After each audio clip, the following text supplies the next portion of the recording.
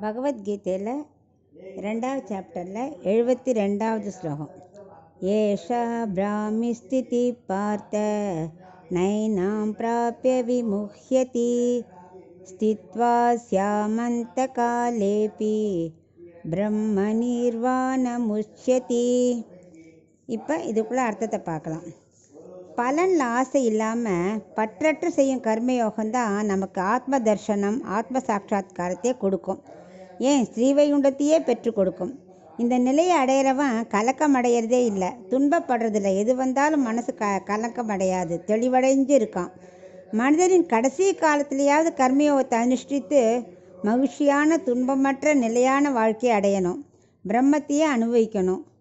ஏன்னா சின்ன வயசில் ஒவ்வொரு காரியம் செய்து நமக்கு மற்றதில் ஈடுபடலாம். ஆனால் ஒரு ஓய்வு பெற்றப்புறமாவது பகவானோட சிந்தனை நமக்கு வரணும். ஒவ்வொரு காரியம் நான் செஞ்சேன்னு இருக்கக்கூடாது. இது பகவான் பிரீத்திக்காக, பொதுமக்களோட நலனுக்காக நான் செய்கிறேன் அப்படின்னு எண்ணி எண்ணி கர்மயோகம் செய்யணும். ஏன்னா கண்ணன் எப்போவுமே என்ன சொல்வார், சித்தப்பிரக்யன் சொல்வார். அதாவது இது மாதிரி ஈடுபட்டு கைங்கத்தில் ஈடுபட்டு பலனை எதிர்பார்க்காம பண்ணுறவன் தான் சித்தப்பிரக்யன்னு சொல்லியிருக்கார். அந்த நிலையை கொஞ்சமாக நம்ம அனுபவிக்கிறதுக்கு முயற்சி செய்யணும். எப்பவும் இப்படியே வாழ்ந்துட்டு இருக்கக்கூடாது. இதுதான் கர்மயோகத்தோட இம்பார்ட்டன்ட்னு இந்த கடைசி ஸ்லோகத்தில் அர்ஜுனனுக்கு சொல்கிறார். இப்போ இந்த 2வது சாப்டர் இதோட முடியறது.